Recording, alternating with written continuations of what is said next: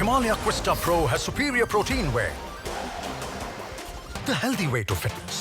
अगर शिवराज सिंह जी को पता नहीं है तो हम उनको खबर करने के लिए पैदल यात्रा कर रहे हैं भोपाल तक, और जब तक नहीं लौटेंगे, जब तक हमारा काम नहीं होगा, हमारे लिए रास्ता नहीं डरेगी। हाथों में झंडा लिए एक शख्स सीएम शिवराज से मिलने निकल पड़ा है। अपने गांव में सड़क न होने की वजह से वो परेशान है और अपनी परेशानी सीएम शिवराज को बताना चाहता है। दीपक लोधी नाम के शख्स की माने तो जब तक गांव में पक्की सड़क नहीं होगी वो वापस गांव नहीं लौटेंगे। दरअसल ये पूरा मामला शिवपुरी के पास के गांव मजरा कम्मलपुरा का है, जहां पर सड़क न होने की वजह से गांव वाले बेहद परेशान हैं। बारिश के दिनों में इनकी परेशानी कई गुना बढ़ जाती है, इसलिए गांव का जागरूक युवक दीपक लोधी सीएम से मिलने के लिए पैदल ही निकल पड़ा। दीपक ने बताया कि हमारी कोई सुनवाई नहीं हो रही है, लोग सुनने को तैयार नहीं है, गांव तक पहुंचने के लिए रास्ता नहीं है। कई बार लोगों ने स्थानीय अधिकारियों और प्रतिनिधियों से शिकायत की, लेकिन कार्रवाई नहीं हुई। हम ग्राम अमरपुर देवराज से के रहने वाले हैं। हाँ। और हमारे ग्राम के लिए कोई भी सड़क नहीं है। अच्छा। यही मात्र एक सड़क है। ये कौन सा पुरवा लगता है तुम्हारी पंचायत का? ये हमारी पंचायत का कमलपुरा पुरवा है, मजरा है। अच्छा। और यही मात्र रास्ता है। अच्छा। इसमें इतनी दिक्कत है।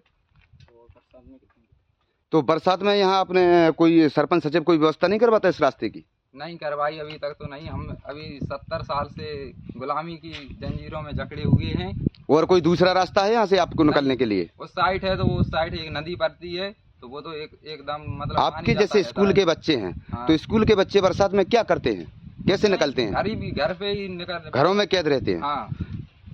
चलो, और आपने सरपंच या कोई जनपद सीओ या किसी और कोई अधिकारीगण नेता से आपने कहा, इसकी गुहार लगाई आपने? कहा है, बोलते हैं कि कर देंगे, लेकिन कभी नहीं हुआ। कभी नहीं हुआ? नहीं हुआ। हमारी भाभी जी हैं। अच्छा। हम इनका मतलब तो इन्हें कहाँ लेके जा रहे हैं आप? डिलीवरी करवाना है। डिलीवरी के लिए? हाँ। कोई साधन नहीं है? नहीं, कोई साधन नहीं है, इसी कीचड़ में से निकलना है। अच्छा।